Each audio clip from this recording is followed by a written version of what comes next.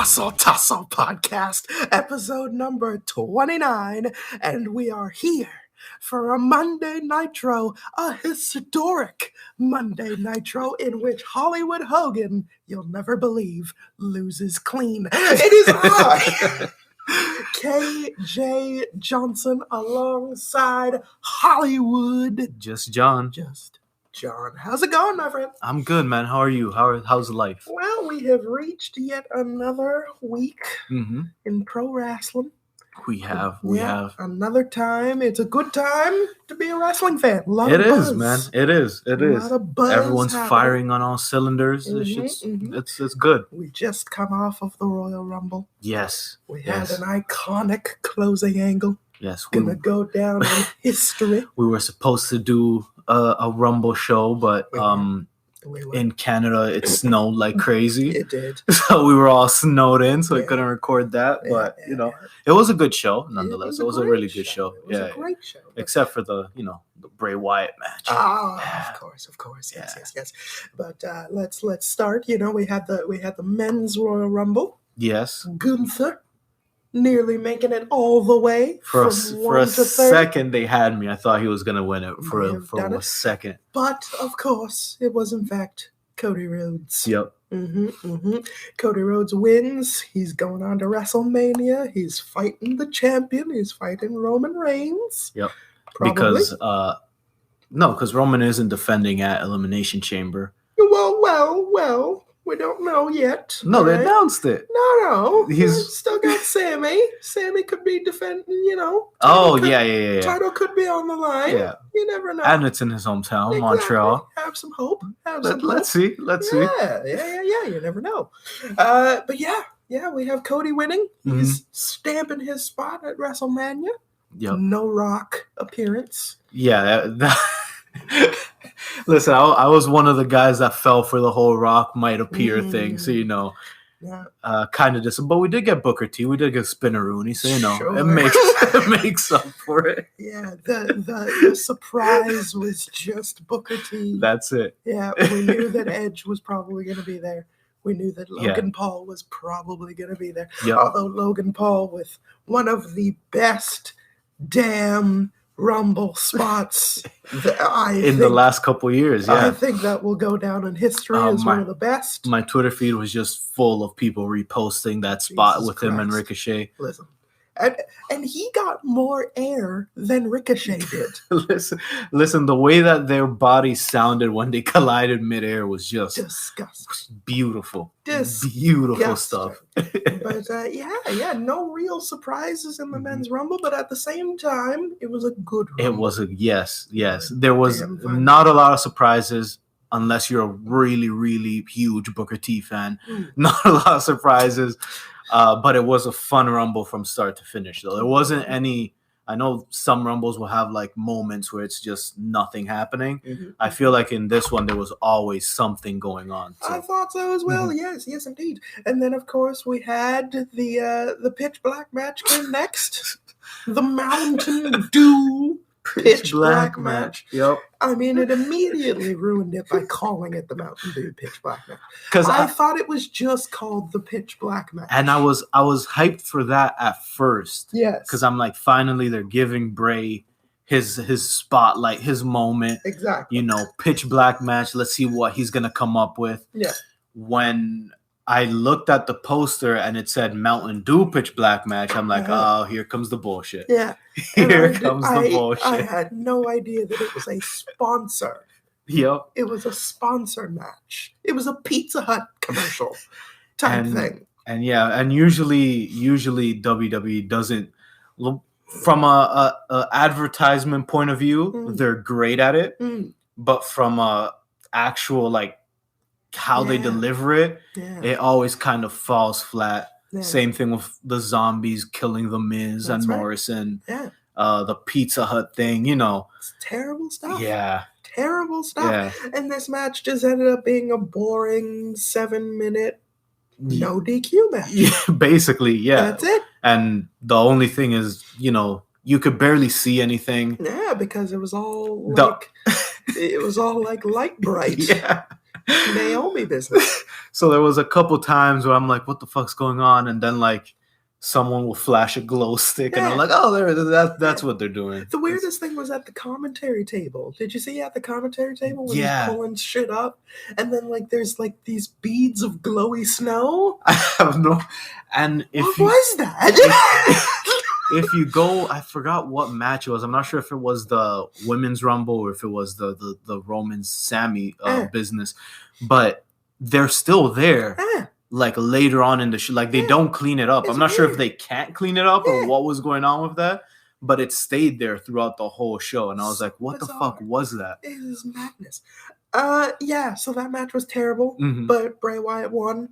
I still don't understand why Bray can't just have normal matches. I'm still not sure what they're doing with his character at all. I don't get it. It's too wild. Yeah. For the ring. Yeah. Everything outside of the ring, the promo work, all that stuff, it all like you could bypass it. Some of it's really good, some of it is just like, it's wacky, but it's it's Bray. Yeah. But when you put it in the ring, why can't the matches just be normal? Why? Then you have the Uncle Howdy business. You have the what's the group called the Firefly. The Firefly. People. Yeah. Then you have Alexa doing her own thing. That came right next. Yeah. And it served no context, like no Uncle Howdy business, because Uncle Howdy like committed suicide basically. Yeah. By jumping off a scaffold. Completely missing LA Knight, apparently. But for some reason causing explosions. Yeah. So Uncle Howdy could not factor into the match immediately after. And they built the entire thing on the idea that Alexa Bliss is being courted by Uncle Howdy. And then you have that whole thing. Then her match comes up and there's nothing. She doesn't do much. No. Like it's a short match as well. So you're just like, where, like, someone tell me where we're going with this. Like, you expect the entire match. I was like, how are they going to fit Uncle Howdy into this? Because he just died. Is Bray going to come out and do anything with this? I feel like because everyone loves Bray so much, we kind of give him a little bit of leeway. But at some point, in this whatever you call it, they're gonna have to explain to us what's going on and focus the fuck up. Like what? Focus up. Yeah. Like stop being spooky nonsense during the wrestling matches. This didn't happen with The Undertaker. I'm not supposed to compare this guy, but he had regular matches. It wasn't like Undertaker was always doing spooky bullshit. Yep. Like not every Undertaker pay-per-view match was something gimmicky. Like it wasn't a graveyard rule. Yeah. A casket match, a buried alive. Every now and then you would get that, but it wasn't every single time he wrestled. So. And we understood that. So I just want to know where we're going with that. Honestly. So after that it was the Women's Rumble, right? That's right. Yes. We moved on to and this one actually had number one going coast to coast. Yes. Rhea Ripley going from one to the victory.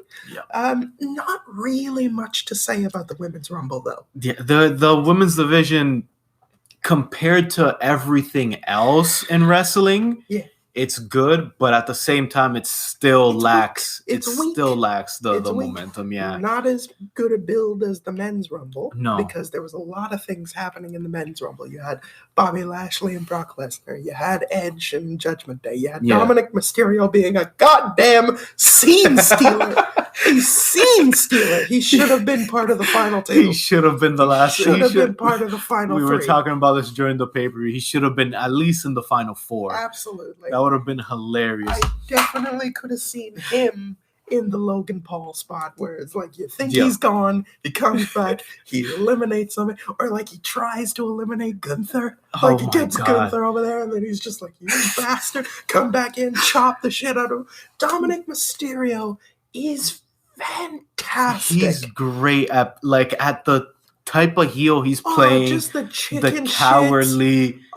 But like he thinks he's a badass. He's doing his promos still need work, but he's still killing it everywhere else. and he's brilliant, and he's got like all of these badasses backing him up all the time, like Damian Priest being like, "This man is a fucking monster." He has Finn, Damian Priest, and Rhea Ripley, 3 of like the top wrestlers in the company, badasses protecting him. And they're like, Dominic is great. And him coming back from prison and just being like the prison expert is just it's fucking hilarious. So you had all of those things in the men's rumble, and the women's rumble was just a little bit lackluster. Yeah, and honestly, seeing Rhea coming in at 1, like even before she came in at 1, there was already rumors that she was gonna be the Iron Man. Yeah, the Iron Lady, I guess, in the rumble.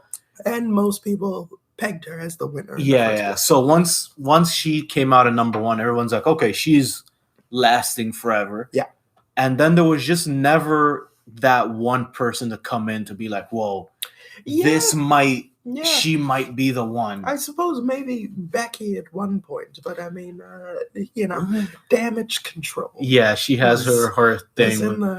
They were doing good in that rumble. The only one that kind of I was like maybe she could do it was Asuka. Yes, it was nice to see Asuka back. But it was nice to see Asuka in her war makeup, her war paint. And I think the only surprise was the Chelsea Green. Chelsea Green. I think Michelle McCool was there as well. Michelle McCool having to jump the apron. Yeah. Having to jump and get right in. She almost botched that. I was scared for a second, but she made it. But, she's Michelle Calloway. So she gets an obligatory spot in the Rumble no matter if Undertaker is there or not. There wasn't much to say about the women's rumble. It was decent. A very, very clever finish. I really liked the finish. Asuka spewing the mist into Liv Morgan's face. Everybody's on the apron. Rhea is able to eliminate Asuka and seems like she's got the easy victory with Liv, but Liv is able to give her the knee, and then Rhea slips on the apron. And it looks like she's going to fall, and Liv is, like, blinded. So she's like, where is she? Where is she? And then gets head scissored off. Fantastic. Yeah. Nia Jax returns. Oh, yeah. And she didn't injure anyone. So she didn't injure anybody. A good return. She didn't break anybody's face. No one died. So, it was great. Yes. It was great. Yeah, and the one thing I also liked about the women's rumble is that 1 and 2 both made it to the end. Like literally 1 and 2 were the last 2, which was cool to see. So I was like, all right, that's decent. I think it was a good performance for Liv. Yeah. It was a good performance from Rhea, obviously. Yeah. And good match overall. And then, of course, the main event. What people paid good money to see. Yes, I mean, as soon as the men's rumble went on first, I'm like, how could you? How could you? Why would you? You're a maniac. The men's rumble.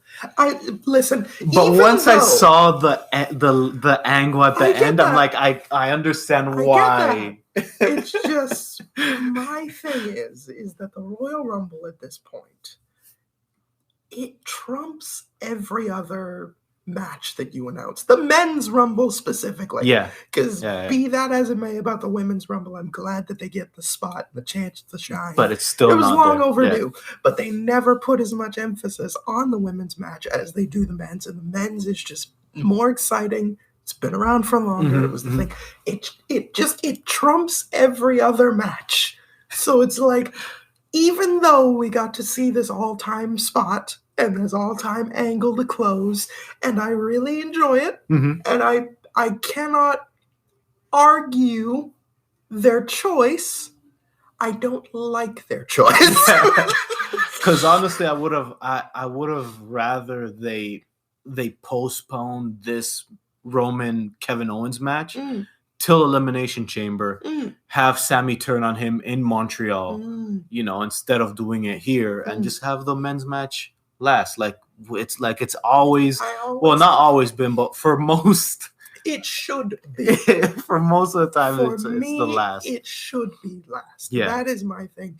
It should close. Because you had the men's rumble, and then the crowd was dead up until Yeah, because you're exhausted after until that. The end of the women's rumble. So you had the mid-card matches were just really weak. Yeah. Because everybody's dead and they're just waiting for the next match. And especially after watching a 30-man rumble and then whatever the fuck was the Bray Wyatt thing, your mind just doesn't have room for anything. You can't compute. Else. But the main event was incredible. One more thing before we go on to the main event. My thing is, if the pay-per-view is named after a match, that match should probably go on last. That's at least my thing. You know, if like Elimination Chamber, TLC, all these pay-per-views named after matches, the match should go on last. It should. But you know. But that's just us. That's why we're not creative. No, because it did end with Roman versus Kevin Owens. They have a great match. They always do. Owens and Roman. They have good chemistry. They're always great. The real story was, of course, Mr. Zayn on the outside. Yes. Mr. Sami Zayn, Paul Heyman. Paul Heyman, of course, in the camp of Roman Reigns that says, "Let's kill Kevin Owens." And Sami Zayn was more like, "If we have to, I suppose, but only if it's necessary." Yeah. Every member of the bloodline was like, yeah, murder is the only acceptable option here. Samuel's more like, can we at least break something? Maybe let's simmer down, guys. If he can't get up, then we've won. I think. They end up having a fantastic match. Zayn hesitates just slightly to pass Roman a steel chair. He ends up with a near fall after a stunner. Of course, we end with Roman Reigns just freaking the hell out, smashing him on the corner of the steps, which looked gnarly. That was a crazy spot. Spear I through the never barricade. want them to do that spot again. Oh, fantastic. Kevin Owens has got the mankind body. Yeah. He can soak up the punishment, and he's okay. It's good stuff. Then, of course, Roman is able to win. Then they proceed to murder Kevin Owens some more.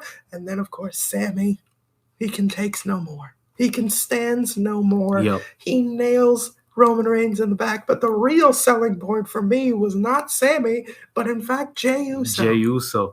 Yep. Jey Uso that couldn't bring himself to beat down the man that he learned to trust. And I think even understood why Sami hit him in the back with the chair. It seemed like he understood the reason. Because remember, before this whole bloodline stuff, Jimmy and Jey was the first one to hate him. Yeah, they were in the feud. Yeah. They were in a feud with Roman, and it was kind of like, we can't beat you, so we're going to join you type of thing. Yeah. You know, so Jey has always kind of been like, I'm with you, but I'm not like, you know? And what I loved even more about this whole fucking thing was Jimmy kind of being like jealous of Jey and Sami and being like, hey, I'm like your twin. I'm you. How are you going to take this guy's side? Amazing. So it's amazing to see that Jimmy Uso, the guy that was like, yo, this is my dog. And was like the first to love Sami Zayn, was the first to kick him in the face and beat the shit out of him. Even Solo had to be like, pull him off and then beat him down. And so Jimmy was first to strike. This man is fickle. And listen, there's so much layers to the story. Like, even like I've seen some people on Twitter like going back and seeing Jimmy kind of distrusting Sami from the start type of like, there's so much to this story, and I just want it all injected straight into my veins. This is fucking great. It's very good. I can't wait for SmackDown on Friday, or I guess we release this on Saturday. So whatever happened yesterday. Can't wait for that past, future SmackDown. Incredible. Because I want to see what happens, who's on whose side, what's gonna happen, and Roman what's Reigns. Happening in Elimination Chamber, WrestleMania. Cody Rhodes is facing Roman. How is this all gonna play? There's so much going on here, and I fucking love it. Yes, and it's beautiful to see that Roman Reigns has genuine heat. Yes. Like real, genuine, fuck you, And Roman. It's so Heat. crazy. It's so crazy because a couple years ago at the Royal Rumble, they were booing him after he won. That's right. Even though they were trying to make him a babyface. Right. And now he's finally getting the proper boos as a heel. And it's fucking great. Genuinely, he's a heel. He's a bastard. It's so He's got great. the heat. It's fantastic. So yeah, it's a great time to be on the road to WrestleMania. You know, it's exciting. I'm interested in what they're going to do. I'm interested in where Logan Paul is going, whether or not he's doing Seth Rollins or whether or not he's doing a celebrity like a John Cena. Yeah, which has been theorized. Yeah, I've heard rumors of him, Seth Rollins. I heard John Cena, Austin Theory, maybe. What's Gunther going to be doing now after a performance such as that? He's about to break Shelton Benjamin's record for IC title, for longest time holding the IC title. Yeah, except I think for Honky. Except for the honky tonk. You gotta beat Honky. Can't believe he's still number one. Still number one. They will not take that man down. That is one hell of a record. He has to have something on Vince. Well, after the lawsuits, he probably does have something on Vince. Knows where the bodies are buried. But yeah, what's going to happen with all of these people as the WrestleMania begins to take shape? Listen, this is one of the funnest road to WrestleManias we've had. And it's getting off on the right foot for a change. It's not this sour, we don't like the main event, this is going to be bad, let's hope the rest of it's We're trying to like change the card as they're announcing it. Like, no, this is so far, they've been booking everything perfectly, you know? Very good. But never mind that shit. Yes. Because what we have is a history-making Nitro afoot. A 3 hours. history long Nitro afoot. So let's get into it. Yes, sir. We're ready to dance with the 100th edition of Nitro.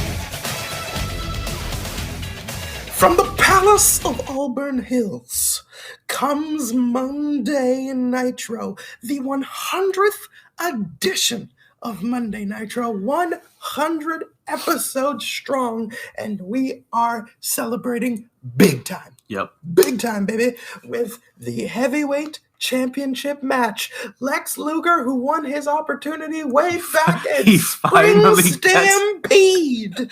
He finally gets his title shot. Holy shit. In April. God. It is now August. No more teaming with the Giant. It's finally time for the match. That is what has brought the people to the dance. Now, it was very hard finding information on this card because it was a Nitro. So I doubt you have any numbers, so we can just skip you think ahead. that I don't have any numbers? Wait, don't tell me. Oh, you think that I don't have any numbers? How? I want you to hear very, very softly as the music comes in. Because you know what it's time for. There's no way. It's all about the numbers! God. It's all about the numbers. Of course I've got numbers. I don't know how you legally find these numbers. I've got numbers for days. Go for it. Nitro draws a 4.34 rating on tonight's show. Raw, however, does a 2.66. Oh, shit. Oh, yes. Fuck. Yeah, they had nothing going on. God damn. Hollywood Hogan versus Lex Luger. Our main event tonight is watched by 3.6 million homes. Wrestling's total viewership for that night draws a 7.11 rating, which equals 11.86 shares, which means over 5 million homes watching wrestling between the hours of 9 to 11 p.m. It is the first time ever that over 5 million people were watching wrestling at the same time from two different companies. Damn. That's actually pretty dope. Absolutely. That's dope as hell. Yes. So, needless to say, Hollywood Hogan and Lex Luger is a draw. Yes. It is the first ever 3-hour edition of Monday Nitro.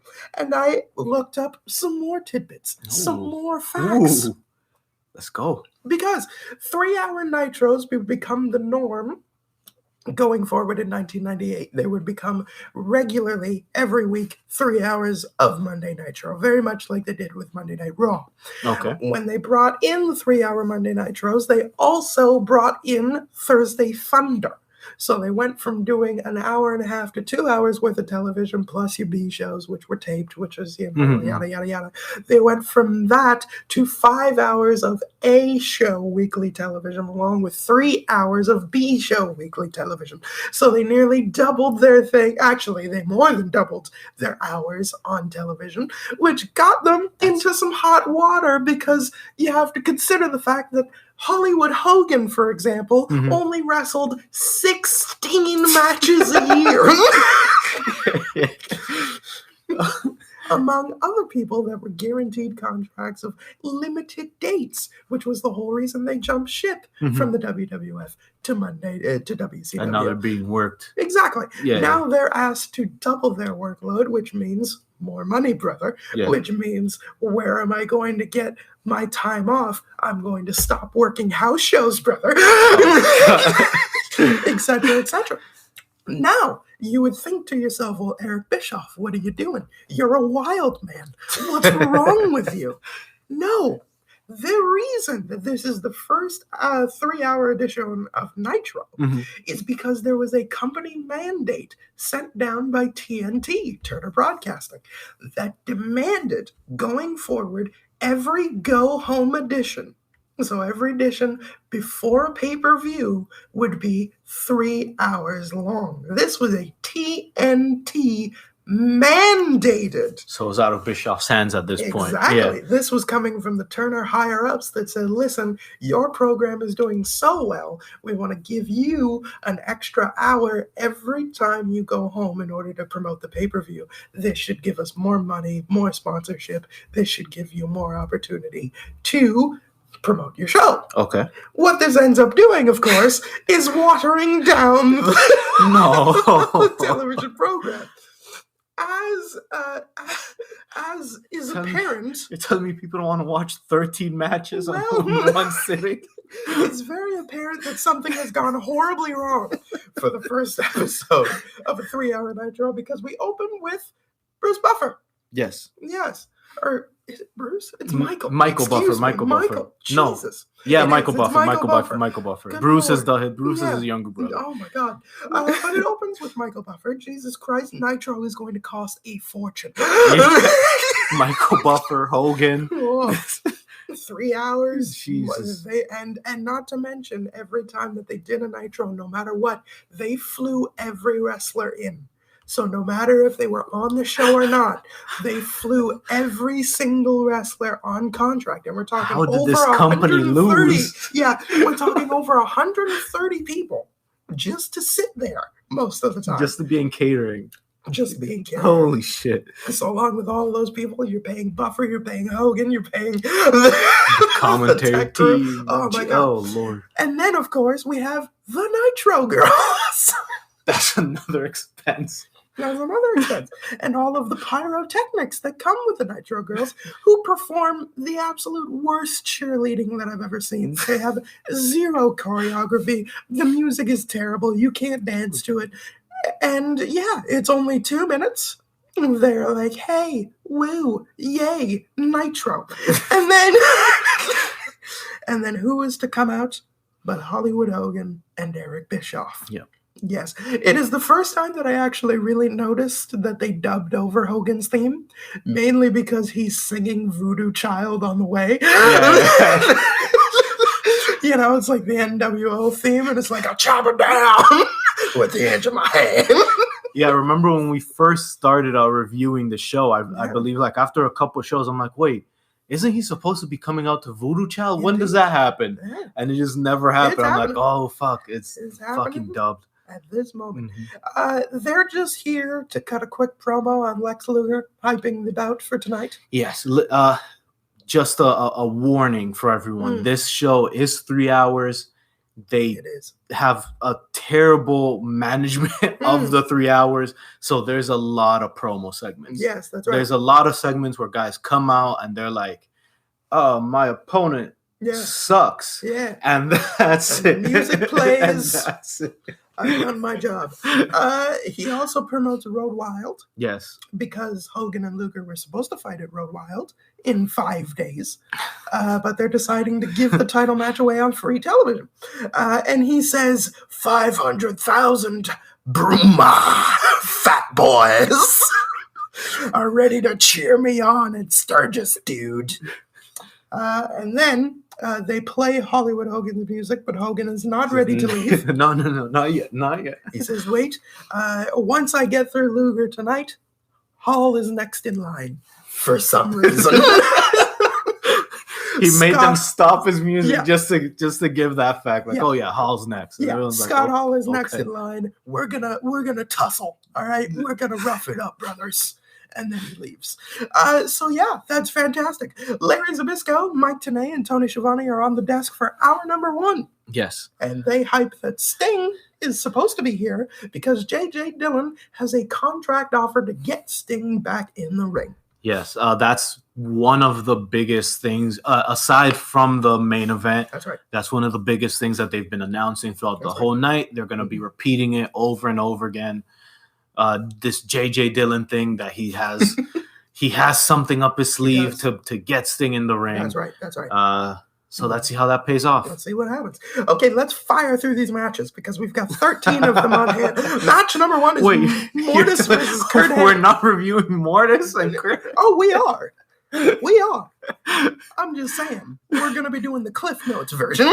Yeah. And for some reason, every member of the Mortis Glacier feud gets an individual match on this fucking card. Well, as soon as Mortis came out, I started to cry. I was fearful of who he was going to be facing. Because I'm like, this will be the second show in a row that I have reviewed where the Mortis Glacier debacle starts off the show. But thankfully, I was swerved. Yeah, and it is Kurt Hennig. It's Kurt. Thank goodness for that. Hennig powers Mortis back in the corner to start. He's out maneuvering Mortis as well with some drop toe holds, some good fancy wrestling. A drop kick by Kurt Hennig. He goes for Vandenberg, though. Vandenberg gets on the apron with the distraction. Mortis is able to take advantage. Hennig, but then gets a knee lift that sends Mortis up and out of the ring over the top. And then Kurt goes outside. He clocks James Vandenberg right in the face. Clocks him right in the teeth. But then, of course, Mortis is able to attack again. Back into the ring. Cordis. Kurt moves out of the way of an elbow drop and delivers a hip toss and a neck snap. Meanwhile, an Originality for Life sign gets taken away in the front row. Yeah. I don't know why that was. I don't know why originality is offensive, but apparently it is. Because they roll up on that fan and they're just like, give me your fucking sign right now. And it's so fucking distracting. It's very intense. It's very intense. Because they sent like the 2 biggest security guards they had to do. Like they were bigger than James fucking Vandenberg. Yeah. And it was just very weird. I was like, what the fuck's going on? So later on, that fan just ends up taking off his shirt. And so he's shirtless for the rest of the program. Kurt Hennig then attacks the leg, delivers a Hennig plex, and we are out of here. Yeah. Done. 3 minutes and 32 seconds. Listen, after that, I knew it was going to be downhill for me. Because the finish came out of fucking nowhere. And not like a cool out of nowhere, like Orton hitting RKO. Not a boss man slam finish. No. It was like they were in the middle of a match, and then out of nowhere, he hits perfect plex, done, out of there. And I was like, do they know they have 3 hours to film? Like, what the fuck? There's no time. Then we get a Sting hype package. Yes. Just talking about the fact that Sting is just filling time. Sting is around. Sting has done some things to some people. He hasn't spoken for over a year. Yeah, we see young Sting with the Beach Boy look. That's right. And we see him turn. We see him morph. Yes. Morphing into this monster before us. Match number 2. It is Chavo and Hector Guerrero. Yes. Hector, of course, coming down, and he's saying, "We are family." And I'm like, wow. From the bottom of my soul, I hate Hector. Hector Guerrero is probably one. Maybe when he was, but this WCW run was fucking terrible. I fucking loved his selling. We'll get into his selling a bit later on. Because he's taking on Jeff Jarrett and Dean Malenko. Yes. A very weird duo. Absolutely weird. What is Malenko doing with this guy? But KJ, can they coexist? I don't know, because that's what we're here for. What's happening is that at Road Wild, it's going to be those two teaming with going against Chris Benoit and Mongo. Holy shit, Mongo wasn't on this card at all. He was. Was he? No, he wasn't. We'll get into it later on. Deborah McMichael, the commentary says that that she went over where the money was. Yes. Because Jeff Jarrett has got the title, so he has more money. And I just thought to myself, how much is Mongo making? Because he's a former football star. Yeah. Surely he was brought over with big money contract, Yeah. Maybe. So I'm like, could he really be making more than Jeff Jarrett? So I've got some more numbers. Yeah, because he should be making because he spent a good couple years in the NFL. Yeah. Like he wasn't like a one and done type of thing. Super Bowl ring. Yeah, right? Super Bowl. Yeah. That's true. So Mongo was making $270,408. That's his wrestling. For the year of 1997. Meanwhile, Jeff Jarrett was making $171,000. But does Mongo have the title though? See, he does not. See, come on, Deborah's smart. Deborah's smart. Does not, but nearly, like $80,000 less. Till the World head scissors by Chavo Guerrero to Dean Malenko to kick us off. Hector is in and Jarrett is getting mega heat when he gets tagged in. Yeah. Hector Guerrero with a drop kick and an arm drag. Malenko is able to distract for Jeff Jarrett to take control. Jarrett is able to hang Hector on the ropes and then drop a leg on him. Mm-hmm. Fantastic business. Hector's selling is great because he gets raked in the eyes and he literally just goes, "Ow!" And then he takes a chop the next minute and he's just like, "Oof! Oof!" There was one Hector moment that fucking just got me. There's one point Jeff Jarrett comes into the match and he's showboating and he gets up on the turnbuckles and he's showboating to the crowd and Hector's just standing in the ring just waiting for him to finish. Yeah. And I'm like, okay, once Jeff Jarrett comes down from the turnbuckles, he's gonna, sneak shot him or something. No. And Jeff Jarrett comes down, and then he's like, "All right, let's rest." So I'm like, "What the fuck are you doing, buddy?" You see, and even when Jeff Jarrett starts doing his strut, Hector just does like a little ollie shuffle. Yeah. He just does a little ollie shuffle. Hector Guerrero is fantastic. Jeff Jarrett gets Hector Guerrero down, goes for a figure four, but Chavo delivers a drop kick in order to stop it. Mm-hmm. Malenko gets in and delivers an electric chair drop. He gets the cloverleaf in, and Malenko wins. That's it. Bing, bang, boom. Listen, I think they're forgetting that it's 3 hours. No, there's not enough time. God. There's not enough time. After the match, Jeff is strutting his stuff. That's right. And he tells Dean, "Come on, get in here. Let's do our thing. Strut with me." And Dean's like, "I will kill you." Yes. Everyone that you love. and he walks away.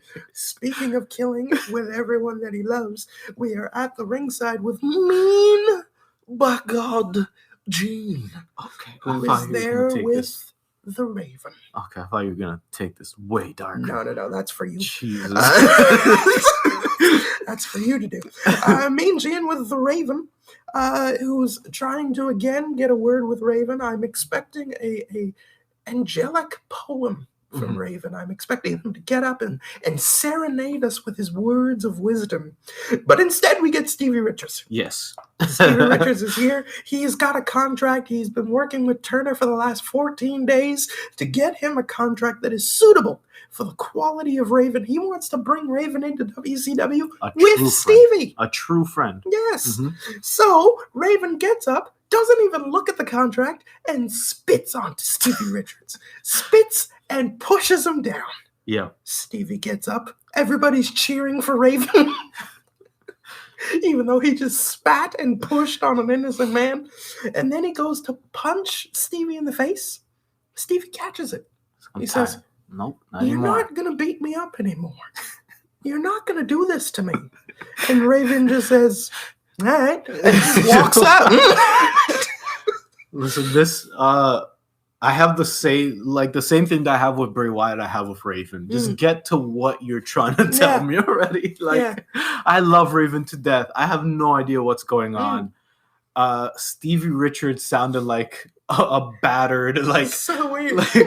A battered housewife that her husband's just been cheating on her all the time. She's just like, bizarre. I'm tired. Yeah. I'm tired of your shit.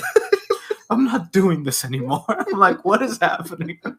Even Gene was like, what the fuck is going on? What am I getting myself into? We really didn't resolve anything. And Raven is a kooky guy. Yeah, so Raven walks away. Stevie Richards walks away. And me and Gene's just like, I don't fucking know. Yeah. I'm too old for this shit. Match number 3 is the Giant takes on 3 yokel locals. All right. The Giant is... so he faces a guy named Joey Maggs. Yes, Joey Maggs. A guy named Lenny Lane. That's right. And Scott D'Amore. D'Amore. Is he the... Scott D'Amore. He's the ref, right? Oh, okay, cool. He's the manager that turned into owning TNA. Yes. Oh, that's where I fucking saw that name, and I'm like, where have I seen that name before? Scott D'Amore. Okay. Yeah. 3 local yokels versus the Giant. The Giant is going to be facing Macho Man Randy Savage at Road Wild in Sturgis. And in classic wrestling fashion, yes, you know, the trio has the handicap advantage. That's right. But instead, they decide to attack individually, one by one, the way bigger opponent. And of course, that failed. Because why would that work? It worked out very well for them. I mean, they all got to go into the corner together. The Giant could splash them, but it proved ineffective. You know, they were able to take a lie down. They were able to have a bit of a nap. Okay, they were making it look easy for him. So the Giant then, they allowed themselves, they offered themselves up for choke slams. Didn't even fight it. No, they didn't fight. They didn't fight. They allowed it to happen. It was very graceful, both up and down. You know, when he went to pin, one of the guys was like, you know, I feel like I'm a bit too far. Let me scoot over. Yeah. Make sure you can actually properly pin me. What's funny is that when the Giant slams, choke slams Joey Maggs, Scott D'Amore has already been choke slammed, but he sells the landing of Joey Maggs. So he flops up into the air as Joey Maggs gets put down. So the Giant does the choke slam, pins all 3 men. It was about a minute and a half. Yeah. And then, of course, Macho Man right there on the mic. Very much like when he was with DDP and he was able to get 2 sentences out before Macho Man is up there on the ramp. Brother. Yeah, he basically says, you know, a giant out of control is cool. Yeah. Because that means the madness is going to be in control. Yeah. You know? Yeah. And he says, you stay up there, brother, because you don't want none of the madness. And then what does the Giant do? Gets right out of the ring. He's like, I want some of that madness. He wants some of that madness right now. He's got the crazy eyes. And Savage is like, no. Later. Cut to commercial. Cut to commercial right now. Luger hype package. Yes. Which is literally just his theme music. With just spliced in with him just doing some things. Listen, this is this is what I feel Vince McMahon just watches on a loop. Just Lex Luger flexing for no reason. Mean, you say that, but he did like nothing to keep Lex Luger under contract. In 1995, he just let that man leave. And then never brought him back. Listen, Vince loves big beefy men and he loves money, but not Lex Luger apparently, because he loves money. He wasn't gonna pay Lex Luger. It's weird. Like, I can find other big beefy men. Like, I don't need you. That's the beefy man. Blonde hair. He wanted them beefier. No expression on the face. Amazing. It's incredible. Match number 4. Your favorite tag team, buddy. Your favorite tag team in the world. Public Enemy. Voltage. Because it's high voltage. Yes. Taking on the Public Enemy. The Public Enemy come out and they set up a table on the outside. Yeah. And that to me was like the dumbest thing you can do as a wrestler. They set up the table before the match even starts. That's right. During the entrance. Yeah. So now everyone's attention, and even my attention, no one cares about this match anymore. No. This match is gone. Yeah. Everyone's just like, what are you guys going to do with the table? Why did you guys set up the table? What's going to happen with the table? Well, the thing that very much upset me was that these two guys that are in incredible shape, Kenny Chaos and Robbie Rage, are about to be, they're about to die because of these two worthless fucks.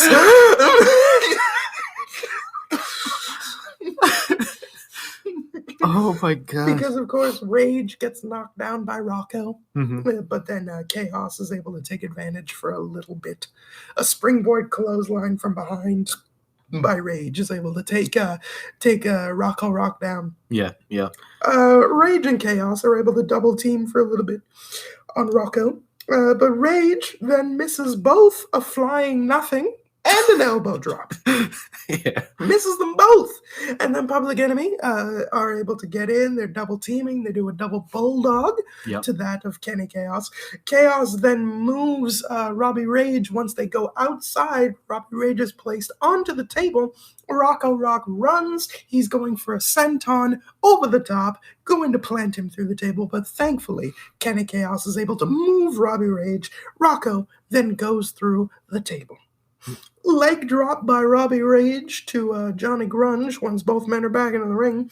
But then Grunge moves out of the clothesline, so a miscommunication between these two great-looking, beefy stars that look like you could put a rocket to them and they could be a good mid-card to upper mid-card tag team because they look great. But instead, this fat fuck, Johnny Grunge,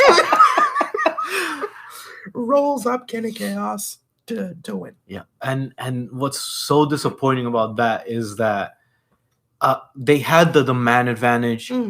So they could have pinned Public Enemy and it would have made sense. Yeah. Public Enemy gets the, whatever the fuck WCW has for them. Yeah. They can keep doing that because, doesn't matter. They had the High Voltage had the man advantage. It was a lucky thing. Yeah. But no, they were like, no, Public Enemy has to win. Still gonna lose anyway. High Voltage then beat down the Public for just a little bit. Yeah. But we don't have any more time for that. We cut to commercial. All they have is time for that. No time. All they have. Cut to commercial. No time. The Nitro Girls. Yep, they're back. They're doing their little dance. But who's that? Who's that at the corner? Just in the corner. Just peering in. He's got the belt on. Yep. He's doing the dance. It's none other than the Wunderkind.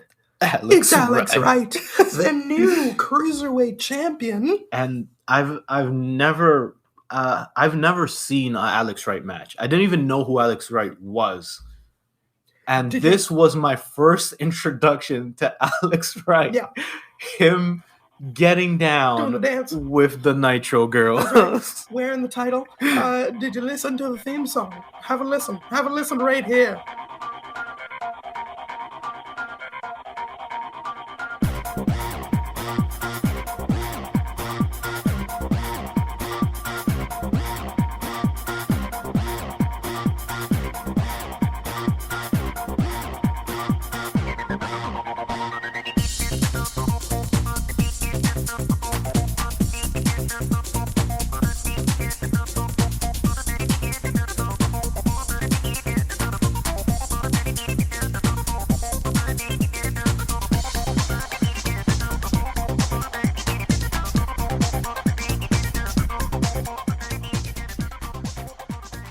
Did you love it?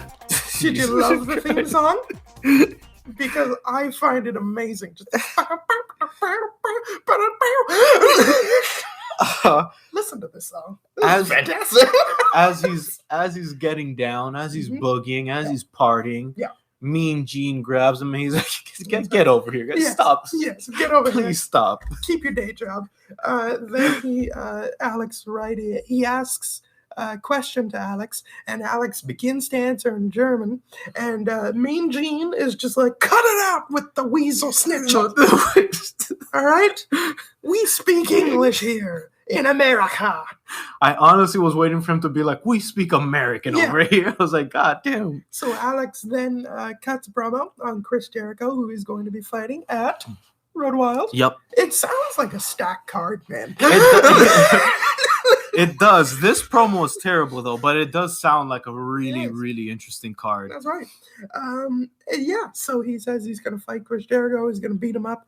Then Gene Okerlund says, I believe you're going to understand this, my friend. Auf Wiedersehen. And Alex Wright is like, are you trying to speak German right now? All you Americans are stupid. Are you trying to speak German? What gives you the right?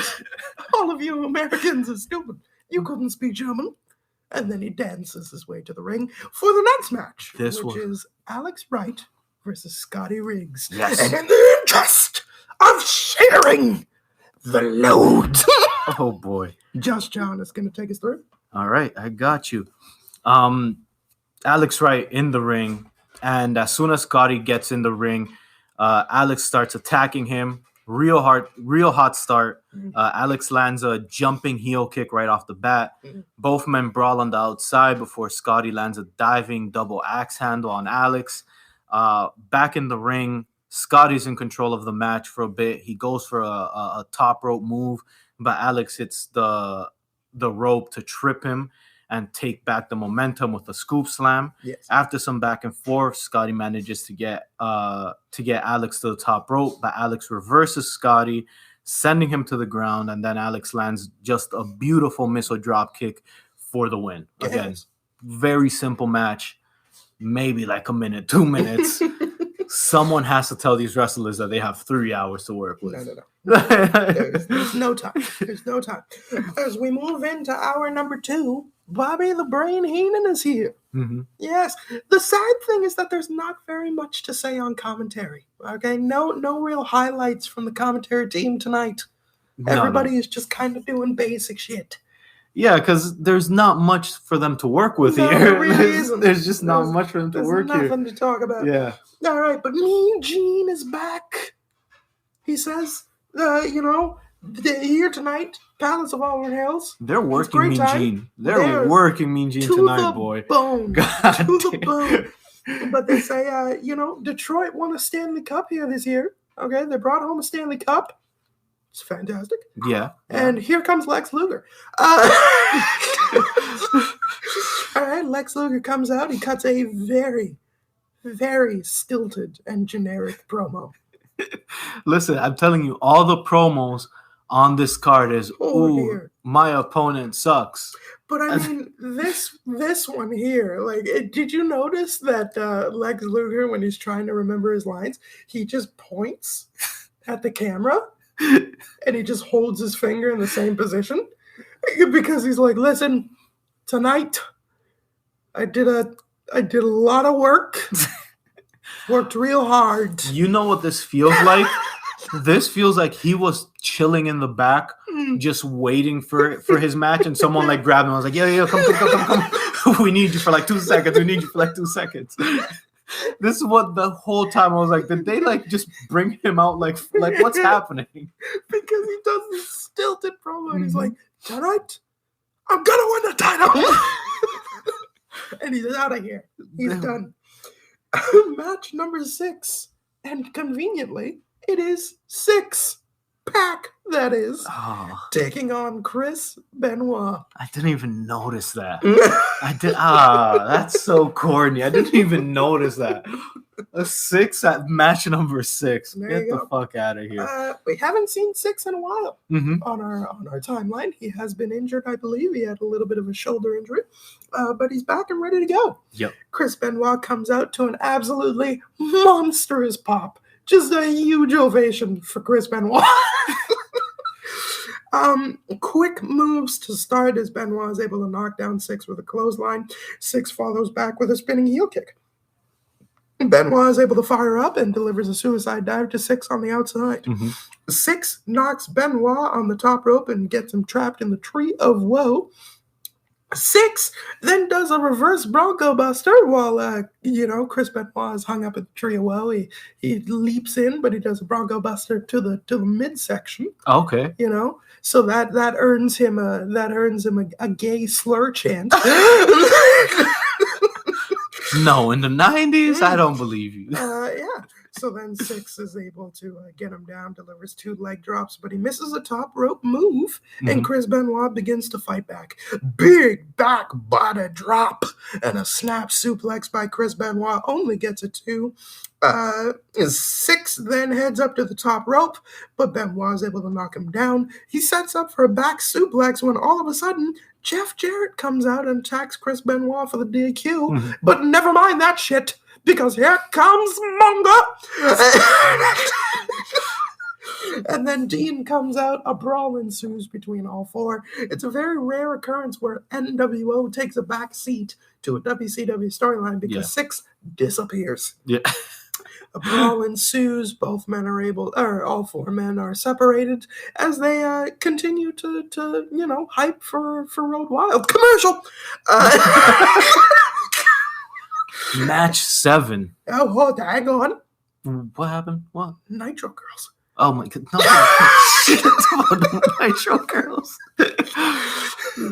All right, Nitro Girls come back. All right, we get a little 30 seconds with them. Tony Schiavone at this point is now begging for the Nitro Girls to come over to the commentary booth at least once. Whoa. I missed that. Why is Schiavone being horny on live TV? What's going on? He just wants a Nitro Girl. Jesus. Now, match number 7. Yes, Booker T with his brother Stevie Ray versus taking on fucking Vincent of the NWO, a pillar of the New World Order. They're really scraping the bottom of the barrel here. Like, honestly, they have 3 hours. They could stretch some of these matches out. None of these This matches, doesn't need to happen at all. None of these matches have been important. A lot of filler on this 3-hour show, and it is really starting to show. Yeah. Because Booker T takes Vincent down with an elbow, then gets a clothesline by Stevie Ray, does Vincent on the outside, throws Vincent back in, Harlem sidekick, victory. Yeah. That's it. And listen, I thought that like the first hour was just like dark matches. Like they're like, fuck it, we're just gonna film our dark episodes live. But no, like this is the entire fucking show. Like this is match 7 out of 13. The Harlem Heat are going to be taking. Oh, who are they taking on at Road Wild? They said, but they said it too quickly. Not the Steiners. No, I think it's members of the NWO. I think it's Vicious and Delicious.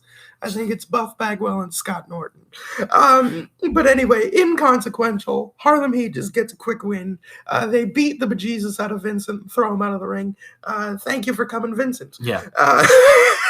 And Mean Gene is back. That's right, he's back. Poor old man. Back with a vengeance, with Diamond Dallas Page, who is hyping his match against Flair tonight. Mhm. But this is an absolute banger of a promo. I really enjoyed it. You can hear it here. Certainly gone down in the history books. He's a 13-time WCW Heavyweight Champion. Here tonight on Nitro Live, you're going to be facing the Nature Boy, Ric Flair. I don't know if this guy has been courting Kurt Hennig to be one of the Horsemen, but it's something to consider. You know, Gino, most of my life people thought I was conceited. But after they've seen what happens, I think they realize that I'm not conceited, I'm convinced. I know where I'm going, and I know how to get there. And how I got here was by busting my chops every night, giving 120% in that ring. Listen to this crowd, the chant of DDP. They know. The bottom line is there's another guy that's been giving 120% in that ring for over 20 years. And I respect him as a wrestler more than he'd ever believe. But the bottom line is this. We haven't had a personal issue, me and Flair, because we think alike, I thought. He hates Hogan, I hate Hogan. He hates Savage, I hate Savage. But recently, he's been courting Kurt Hennig, and I hate Kurt Hennig. So, the way I see it, you are a 4-horseman, Hennig. So now I see what you're trying to do. You think you're gonna feed me to Flair tonight, and I won't make it to Sturgis? I don't think so. Flair, remember this. You may have my respect, but I have your number. Bang! Look at that. Hennig is being courted by the 4 Horsemen. Damn fine promo. Diamond Dallas Page is ready for Ric Flair tonight. But before that, it is match number 8. That's right. We got Wrath Mm-hmm. again with James Vanderberg. Vandenberg is back again. Versus the Barbarian. Barbarian. The Bab. For reasons. Yeah, for bragging rights. I guess. There's too much on the line. Yeah, Wrath versus Barbarian. And this match honestly wasn't terrible. I liked for the 4 minutes we got. Okay. I was after what we like the other 7 matches we got, I was like, you know what, this is decent. This isn't terrible. Right. It was an old fashioned just hoss fight, with both men just landing big chops on each other back and forth. Mm-hmm. They go to the outside for a little bit. The Barbarian throws Wrath into the steps and into the ring post. Yes. Back in the ring, the Barbarian lands some combinations in the corner, followed by a big power slam on Wrath, and he's in full control. Mm-hmm. And as he goes for to the top rope, he is about to hit Wrath with what looks like a double axe handle. I'm not sure It was a flying nothing. because Wrath catches him midair and hits the death penalty. Mm-hmm. For the win. Okay. After the bell, Wrath's staring down the Barbarian, Yes. but then Ming By comes God, out Here comes to a Ming. huge Haku chance, Oh yeah. and he saves his tag partner from further beatings. Fantastic. Yeah. Fantastic match. 1 Just star. an absolute barn burner. Listen, so far it's the best we've got all night. I would disagree. I What? thought Benoit and 6 was pretty All right, good. but I didn't watch that one. Well, So you've got to watch the fucking shows. So out of every other match except for that one, this was decent. Steiner Brothers are interviewed DiBiase. Yes, because aside from the JJ shit and the Hogan stuff, commentary would not shut the fuck up about Steiner's having a secret, Got an important announcement. an announcement that's gonna shake NWO, and it was fucking DiBiase. It was Ted DiBiase. He's back after months of not being on TV. Trillionaire Ted, who Yep. we have not seen since, again, Spring Stampede. DiBiase is now rolling with the Steiner brothers. Yup, he's aligned himself with the Steiners. Yes, he said he had to take a look back. He had to take a step back in the mirror. He had to humble himself. He had to realize that, everybody's got a price, but it's not that everybody's got a price. It's that everybody pays a price for the actions that they make, for the actions that they take. Oh no. Okay? And he's made a lot of mistakes. Okay? He's paid a lot of dues.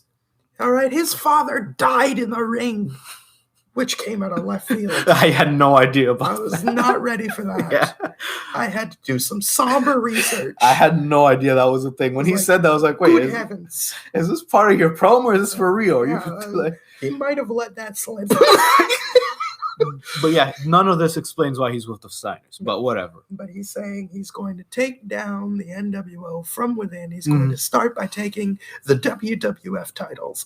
But Gene is able to stop him before he says the WWF because he's saying World Wrestling Federation. He's like so close. And Gene is like, are you trying to say, sir, that the Steiners are going to take the WCW titles? And he's like, yes. The outsiders arrive. Yeah. They talk some shit. And they say that the only reason that Ted DiBiase is now with the Steiners is so that they have somebody to read the menus while they're on the road. Yeah, this is I want this feud to end. I'm tired of seeing the Steiners feud with Hall and Nash. Listen, they haven't gotten their win back yet. Okay, the Steiners were way back at the Super Bowl. All right? Listen. They were killed twice. At some point, they have to give someone else. Well, the hyping of more hogs and the fact that Hog Wild is coming up. All right? Sturgis, Road Wild, Hogs, commercial. When we return, right? We have the Nitro girls. And then, of course, it's match numero 9. It's Conan.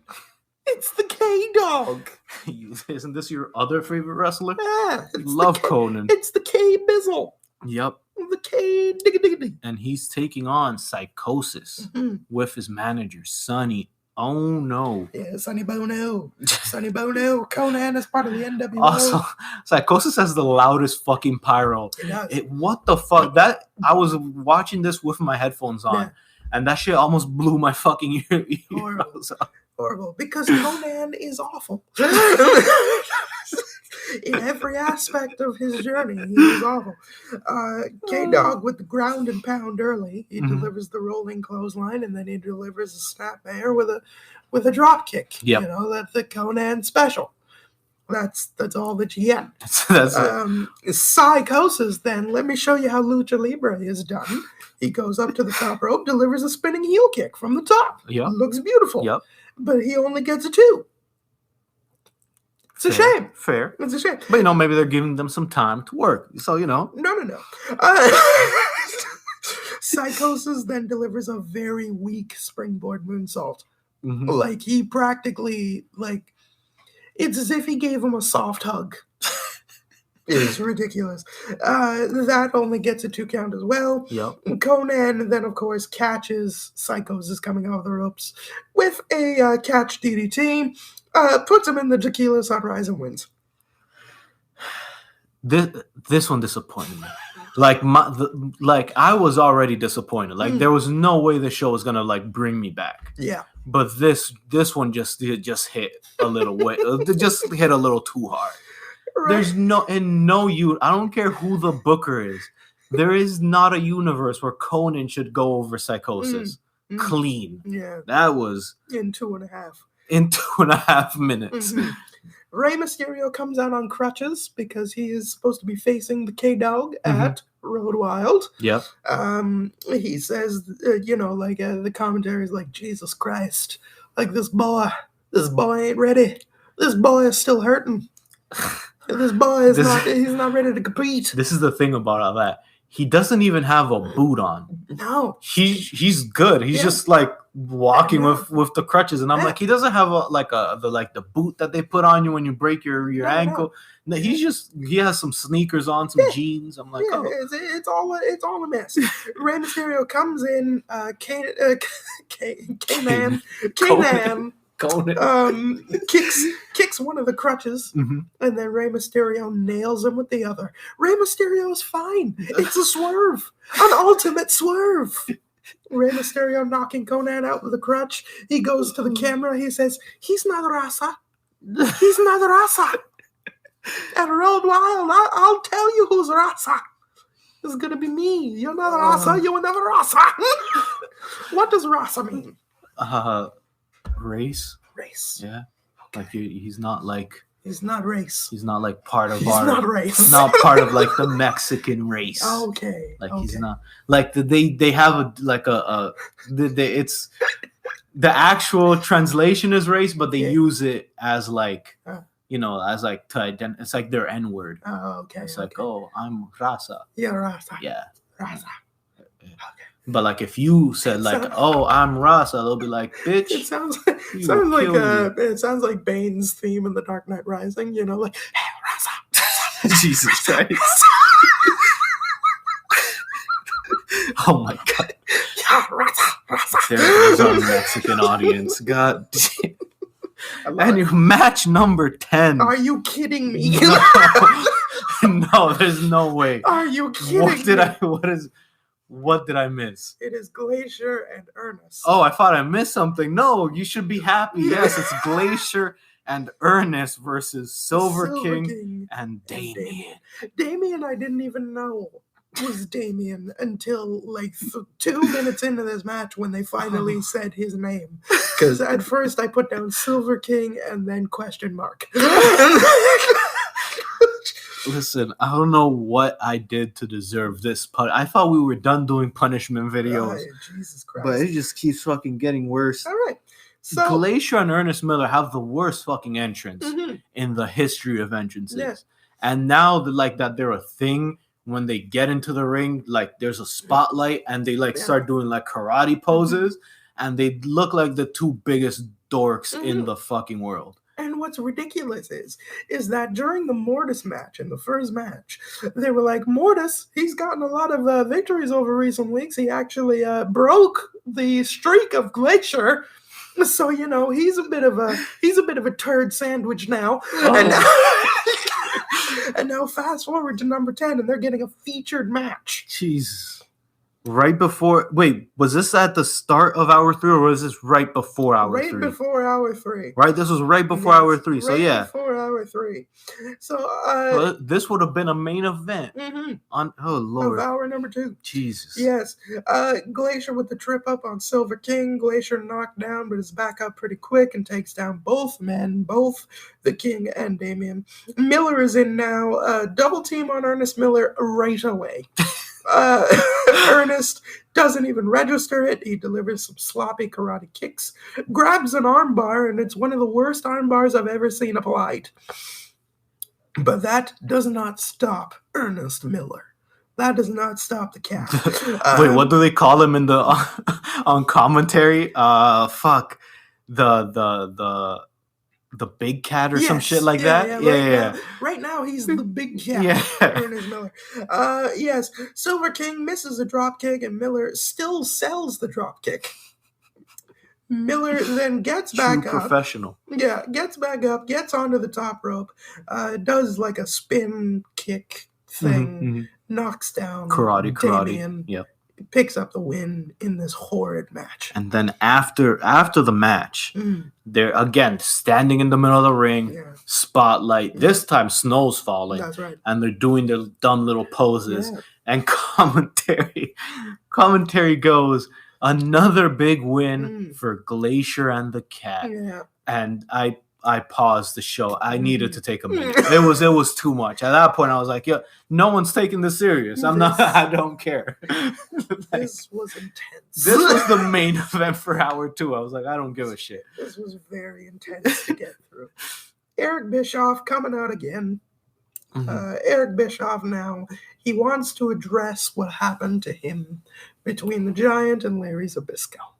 Because a while back, Eric Bischoff was running away from the Giant, but then Larry Zbyszko, the living legend, threw Eric Bischoff back to the ring in order for the Giant to plant him with a chokeslam.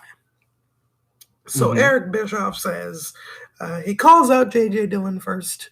J.J. Dillon comes running out, running, jogging as fast as man can jog.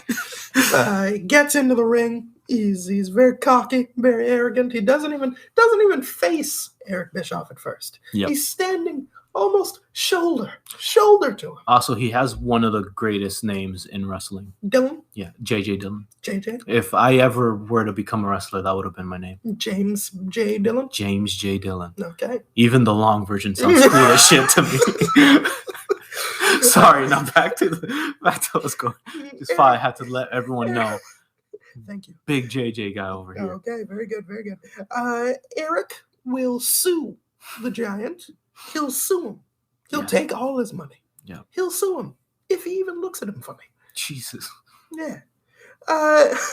Eric then says that if Larry tries anything, okay, if he gets involved with me ever again, I'm not gonna sue Larry. All right, I'm not gonna sue him. I'm just gonna kick him in the fucking face. Oh my god. That's what I'm gonna do. I'm gonna kick him right in his goddamn face. And J.J. Dillon says, "All right, no problem, pal," and walks out. And I'm confused because wasn't he supposed to have a contract for Sting? No time. It was no time. They have is time. 3 hours. Commercial. Oh my god. All they have is time today. Commercial. When we come back, we are into hour number 3. Yes. Okay? And hour number 3 kicks it off with Ric Flair versus Diamond Dallas Page. And I'm like, okay, finally. We should have a little something. Yes. This is the actual show. That's right. Yes. The other 2 hours were nothing. Yeah. This hour is the actual show. That's the one. Yeah. So it should be a decent match. We have Ric Flair coming down to the ring. He's looking back at the entranceway, and all of a sudden, here comes Kurt Hennig. Yep. Ric Flair goes up. They shake hands. Kurt Hennig walks to the back. Oh, intrigue! Oh Lord! What about that drama? Yes. So Ric Flair gets knocked down. He throws a slap. He gets one back from Diamond Dallas. DDP backs up Flair with some punches and bunches, and then delivers a backdrop as well. Flair tries to slow it down. It goes right to the eyeballs. Just ba-bam, double eyes, right to the dome. But then he gets a sit-out powerbomb from hell by Diamond Dallas. Yes. That shit looked like it hurt like a like that shit. Like it looked so gnarly that Kurt Hennig was like, whoa. Kurt Hennig had to run down. Yeah. He had to run down, and as he's running down, commercials. Yes, when we come back, Ric Flair is in control. This pissed me off so much. Because they didn't even do like WWE does now, that they do like a little They did nothing. They were just like, welcome back. So Ric Flair's in control now after almost being broken in half from a powerbomb. And Ric Flair not going to tell you how it happened, though. He's in charge now. Ric Flair delivers a stiff-ass chop to Diamond Dallas Page, and then a back elbow to the Diamond as well. But DDP is able to send Ric Flair off the top rope, of course. It never works. And then a swinging neckbreaker by Diamond Dallas. Kurt is able to distract, and then Ric Flair is able to clip the leg. DDP manages a spinning clothesline, but Ric Flair is able to keep control and gets in the figure 4 leg lock, but only for a moment. Yeah. DDP gets the rope. DDP blocks the suplex and then brings Flair in with it. Okay? So from the inside to the outside. Yep. From the outside to the inside. And I love commentary because as Rick was trying to do it, they're like, he's trying to suplex him into the crowd. I'm like, that's impossible. Like, I love that you guys are trying, but that would have been crazy. DDP is then able to lock in the figure 4. The referee gets poked in the eye by the Nature Boy. Kurt Hennig comes running in. Yeah, this gets rolled up. Yeah, Small package. This is one of those moments where you have to see to like understand what went down, because he's in the figure 4. Ref comes to check, pokes him in the eye. Kurt's trying to break it up and somehow gets put into a schoolboy while the man's still in the figure 4. That's right.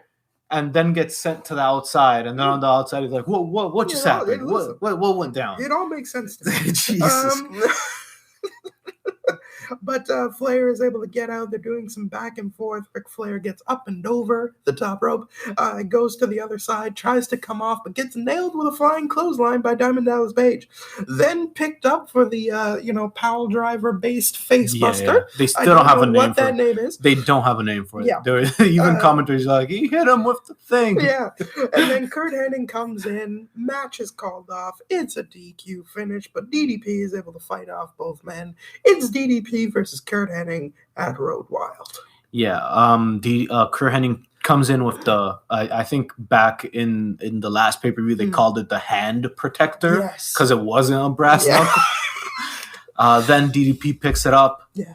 And then he passes it to the ref. He's like, I don't need this shit. Both of you come over here. Yeah. And they do a little brawl. They do a little back and forth. And yeah, the first actual proper match is a fucking DQ. Because, Exactly. And then, again, how did WCW fail? Commercial.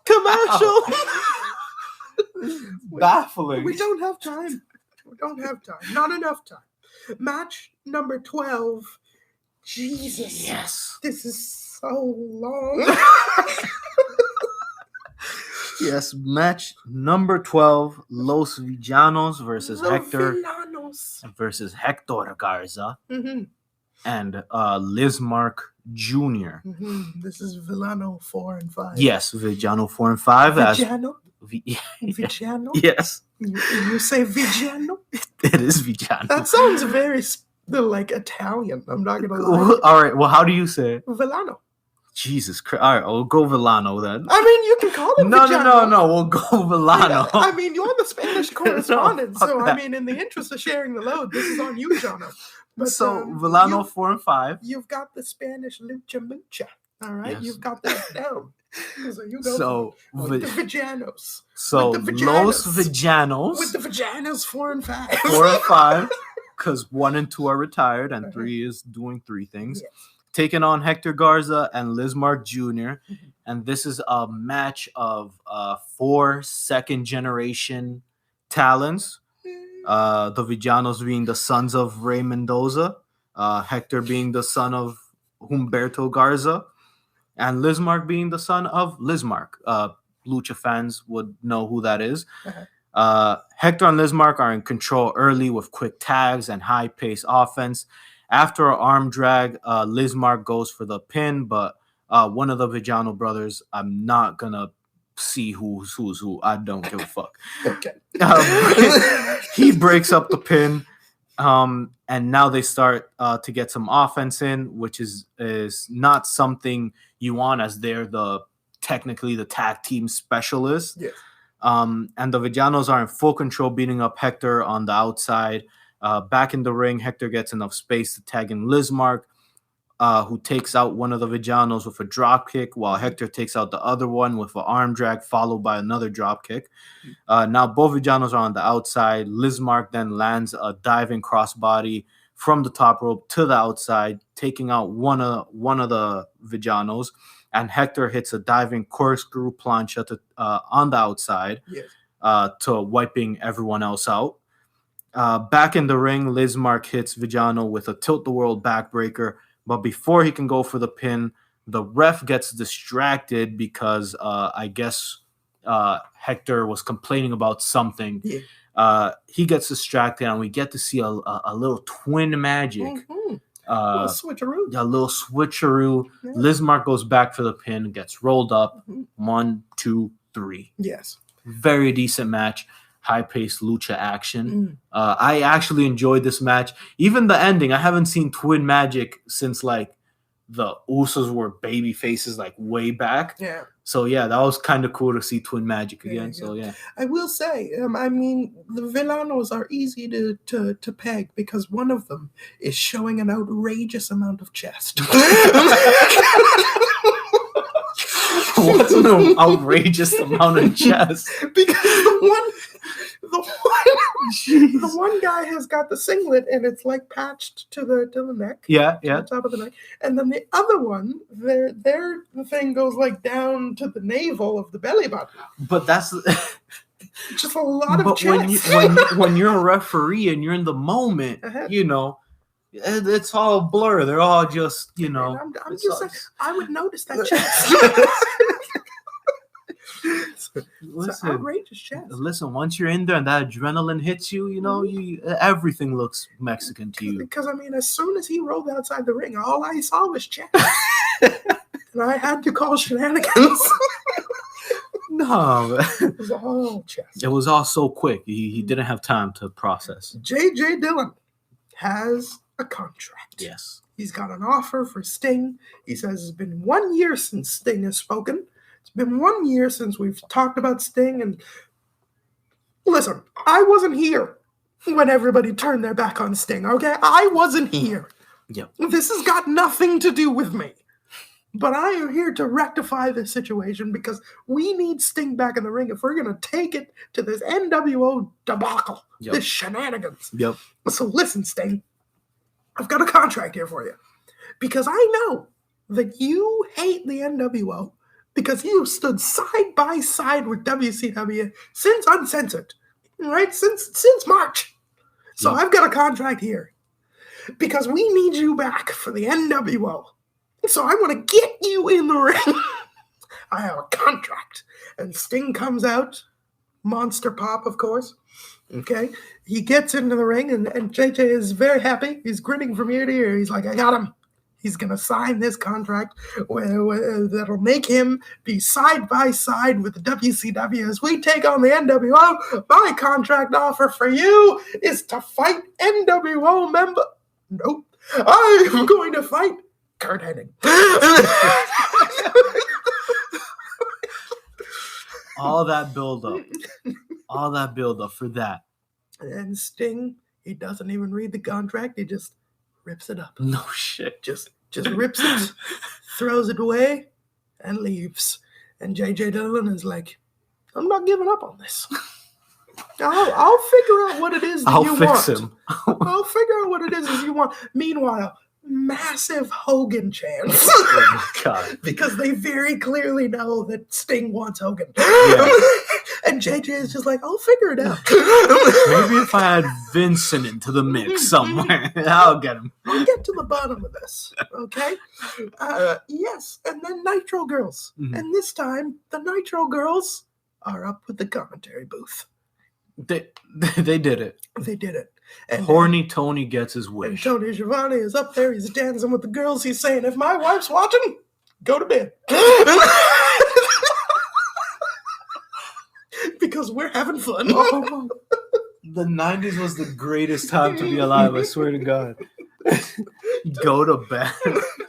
If my wife is watching, go to bed. Because we're having fun tonight. Because it is now time for the main event. It's Hollywood Hogan. Main event time, buddy. Yes, he's challenging. No, he's He's the champion. He's putting up the title. He's putting it up. Title is on the line. Against Michael Lex. Buffer is in the ring. That's right. It's time, buddy. He announces Sexy Lexi with his torture rack of doom, which I didn't know was his finisher name. The torture rack of doom versus the leg drop of doom. Listen, it's time to rack him up. What was the most interesting for me was that Hollywood Hogan came out by him lonesome. Yes, everything about this Hogan entrance was surprising. Yes. First, we cut to commercials, of course, because why the fuck would we have commercial? Then Hogan comes out. He can do his proper entrance. He's by himself, just him, his bald spot, and his title. That's right. He comes into the ring and no shenanigans to start the match. No. He says, look at this guy, and then look at me. And he tears off his shirt. Says, look at that guy. Look at that puny little peep squeak. All right, that Hollywood wannabe. Saying that to Lex fucking Luger. Look at that Hollywood wannabe, and then look at me. And then double bicep with his man boobs. And then to start the match, he takes his bandana off. Yeah.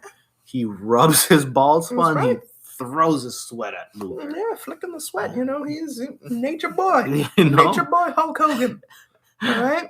WCW champion Hulk Hogan has held the belt for just shy of 1 year. He won it last year at Road Wild. And Road Wild coming up in the next few days in August. So yeah, just short of 1 year. Title defense, here we go. Lex Luger hasn't been champion since 1992. Long old time. Luger is able to control the hammerlock to start. He pushes Hogan back and down. Hogan backs Luger up and gives him a limp push. Just let him know. Let him know that he exists. All right? Let him know who he's going. Then Hogan goes low, kicks Luger down. Luger getting the stomps in the corner. Big clothesline and elbow by Hogan. Scrapes the eyes with the boot as he does the double elbow drop. And then he's like, oh, I'm going to drop a third. No, I'm not going to boot him right in the face. Beautiful stuff. Hogan is firmly in control with a clothesline in the corner. Lex Luger is like,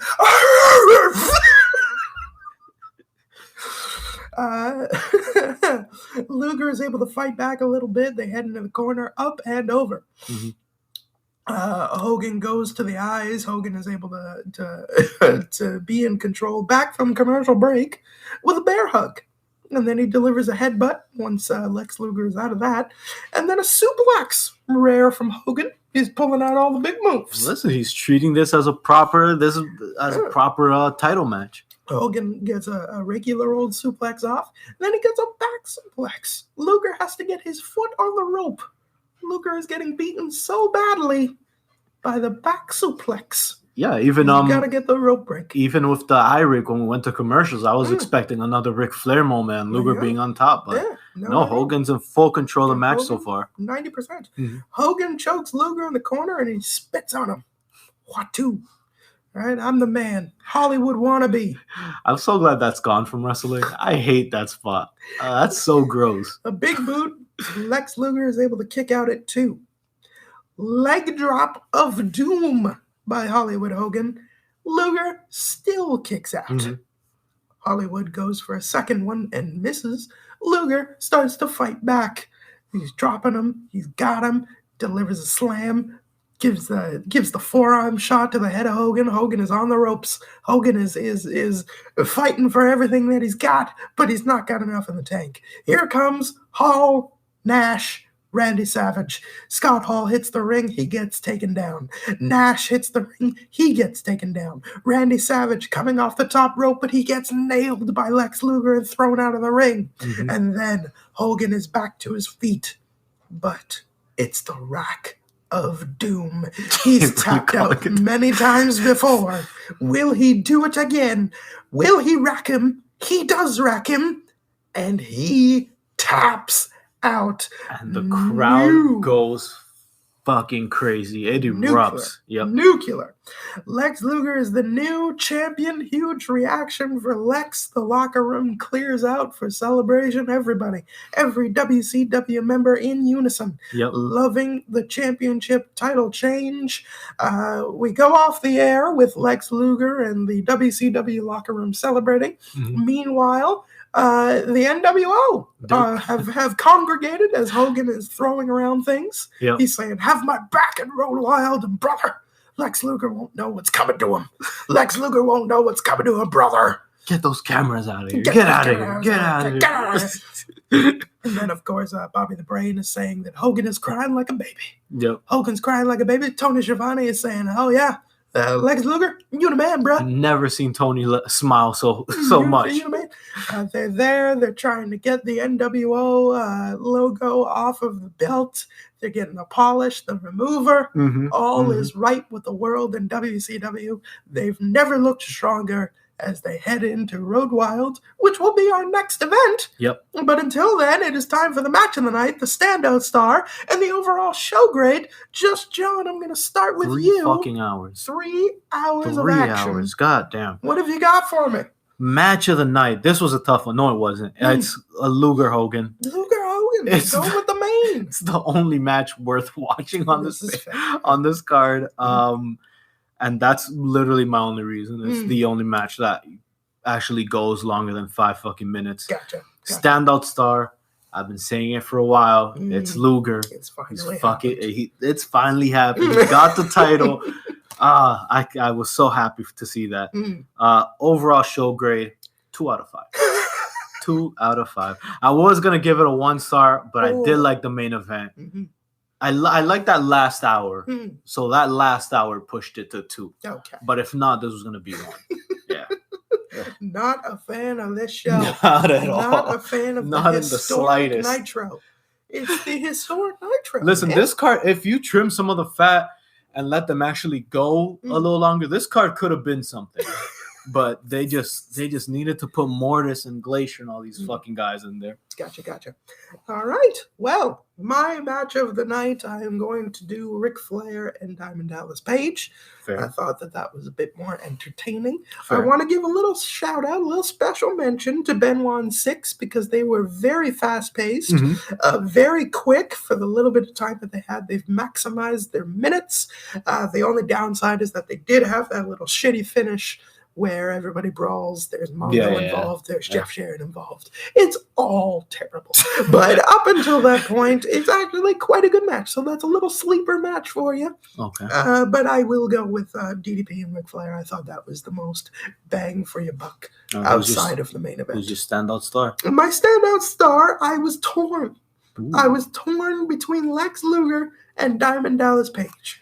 Yeah, that's fair. I have to give the edge to Diamond Dallas Page. I loved his promo. I thought his promo was the most concise. It had the most, story-driven element to it. He seemed like he was the only one prepared. Exactly. Exactly. And then his follow-up match was not only quite decent with Ric Flair, but then he was able to, the tie-in with Kurt Hennig was able to be pretty good. They had a good finish that kind of made sense to me with the DQ. Yes, it was kind of like, DQ crap, but still made sense as we go into Road Wild and whether or not Kurt Hennig is with the Four Horsemen or not. Fair. A lot of intrigue. But you do have to give Luger the nod a little bit because, of course, this was his night. He wins the title. He puts on a decent match with Hogan. And honestly, even I think Hogan deserves a shout out too. Yes. He's been, for all the shit we hear about him, like what we've been reviewing so far, he's been nothing but willing to take the pin, willing to tap out and all that. So you gotta give him credit. He has put Luger over quite a bit. Yeah. He has put Luger over quite a lot all the way since Uncensored. He was the one to tap out in that match. Yeah. He was tapping out in the tag match. He's been tapping out all over the place for Lex Luger. Yep. And finally this moment here. The overall show grade, I'm going to bump it up just slightly, 2.5. That's fair. Right bang in the middle. This is a historic show for Monday Nitro. Again, I mean, you really can't shake a stick at the idea that over 3 million homes were watching the one match. Over 5 million overall watching wrestling. This was the turn because we got to think about the fact 93, 94, 95, 96. These are all terrible years, not just for WCW, not for just for the WWF. Yep. This is all of wrestling that has done a horrible few years. We hear the horror stories of what that time period was like. Absolutely terrible. And to have the turnaround in the middle of 1997 where over 5 million people are watching, and that's only the beginning. Yep. We're going to go even higher. We're going to get 6 million, 7 million, 8 million, nearly 10 million people watching wrestling for certain weeks of television. And to have it start here, you're looking at the genesis of the true peak of 1997, in my opinion, as well as the genesis of only better things to come. Yeah, because it got a little shaky in the 90s where people just weren't interested in that whole in wrestling as a whole, they just weren't interesting. Exactly. And after this show, Mhm. not only does WCW change, but WWE starts taking notes and they start changing their program. Yeah. And it's basically history from there. Like, look at where we're at now, right? Yes, exactly. So we're looking at the first seeds being planted. This is why I wanted to take a look at the Hogan Piper storyline, because in between all of that, you're getting all of this history. You're getting all of these characters that are coming into their own. You're getting the Cruiserweight division, which continues to flourish, along with so much other things. And yes, there's a lot of turds here. And you're getting you're getting a lot of international stars, a lot of people who didn't even know about wrestling in other countries. And one day you have Psychosis, then you have Ultimo Dragon. You've got the Villanos. There's a little bit of everything, right? You have Alex Wright from Germany. So there's that I think was also super important, just showing people like, hey, they do this in other places too, right? Right? It's a very good time. We're going to be taking a look at Road Wild next. I can't wait for you to see what it is like in Sturgis, a $0 gate. No one pays a dime. For shows that are notoriously horrible shows. Horrible. Which I am genuinely intrigued to see, because as we said, the card that they're announcing 5 days before the event is a stacked card. You have Conan, Rey Mysterio. Yes. Hogan rematches Luger, right? Yes, that's right. Hogan rematches You've Luger. got Diamond Dallas Page and Kurt Hennig. You've got the tag match, be that as it may, but you've got stars in there. You've got workers in there like Harlem Heat. Jeff Jarrett. Harlem Heat's fighting someone. Yeah. Jeff Jarrett, Chris Benoit, Dean Holland Nash versus the Steiners. Like, this is a big show. The Giant and Randy Savage. This is a big show that they've got going on here. But notoriously, all of these shows are bad, so it's going to be very fascinating to take a look at. You need to tune in when we post that, when it goes live. But until then, thank you so much for joining us this week on the Colossal Tussle podcast. Please leave us a rating, a review, subscribe to the YouTube channel, do all of that fun and good stuff. Where are the places that they can find us, good sir? Spotify, Apple Music, Audible, Amazon Music, Google Podcasts. That's right. Stitcher. Goddamn, where else? We're everywhere. YouTube, everywhere. Just type in the Colossal Tussle and you'll find us. On Twitter, you can find us at the Colossal Tussle 1. Get in there, send us some messages. We're happy to talk to you guys. Yes, Instagrams, our director KJ, where we do a lot of our promoting for these shows, along with... I don't use mine that much, but if you want to just send us a message, it's Pharaoh36. There you go. But yeah, those are the links. Go follow us, like us, tweet us, insult us, whatever you guys want to do. And if you wish to sponsor the podcast, this means that if you have anything you would like to plug, promote, provide, send us an email at thecolossaltusslepod@gmail.com. That is colossaltusslepod@gmail.com. We can negotiate the terms of service. We'll promote and plug the fuck out of it. So indie promotions, hit us up. Indie promotions. We'll even go to your show. Candles, keychains, car insurance, life insurance. If you're just a scammer, we got you. We don't care. We will promote your services. Pay us under the table, and we will turn a blind eye.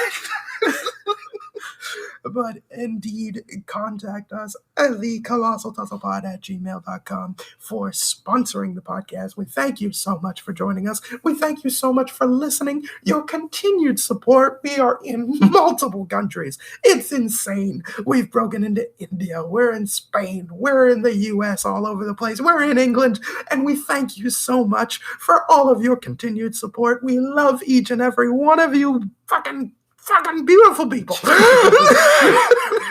From the bottom of my soul. I love you guys. So until next time, Road Wild for Just John. I am KJ Johnson, and we are out.